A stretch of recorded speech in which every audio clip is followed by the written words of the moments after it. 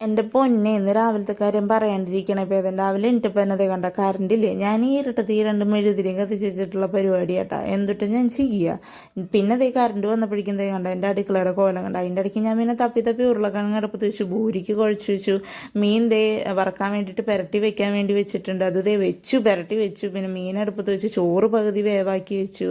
അപ്പോഴേക്കും കറണ്ട് പോയി പിന്നെ കറണ്ട് വന്നിട്ടാണ് ക്യാബേജ് നമ്മൾ ചോപ്പ് ചെയ്തെടുത്തത് നമ്മൾ ഓണത്തിന് മേടിച്ച ക്യാബേജ് കേട്ടോ വലുതായിരുന്നു അപ്പോൾ അതിൻ്റെ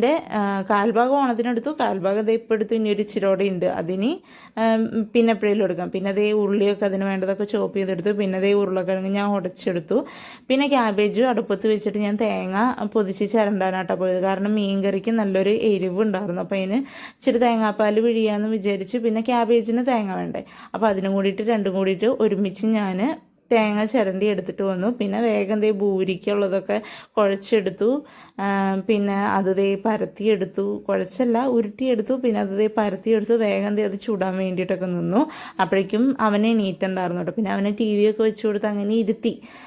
പിന്നെ ദേ അപ്പോഴേക്കും ചേട്ടായിക്ക് പോകാനായി അപ്പോൾ ചേട്ടായിക്ക് ദേ ബൂരിയും ഉരുളക്കിഴങ്ങ് മസാലയും പിന്നെ ഇന്ന് കട്ടൻ കാപ്പിയാണ് അതും കൂടി കൊടുത്തു പിന്നെ അതിൻ്റെ കൂടെ തന്നെ നമ്മൾ വേഗം ചോറാക്കി ഇന്ന് ചോറിന് ഈ മീനിൻ്റെ പേരെനിക്കറിയില്ല പിന്നെ നമ്മുടെ ചൂരമീൻ വറുത്തതും ഉണ്ടായിരുന്നു പിന്നെ ചൂരമീൻ കറി വെച്ചതും ഉണ്ടായിരുന്നു തേങ്ങാപ്പാൽ പിഴിഞ്ഞ് കറി വെച്ചതാട്ടാ പിന്നെ അതേ നമ്മുടെ ക്യാബേജ് തോരനും ഉണ്ടായിരുന്നു ഇത്രയായിരുന്നു കൊണ്ടുപോകാനുണ്ടായി അതിൻ്റെ കൂടെ ദേ ചേട്ടായി കഴിക്കുന്നുണ്ട്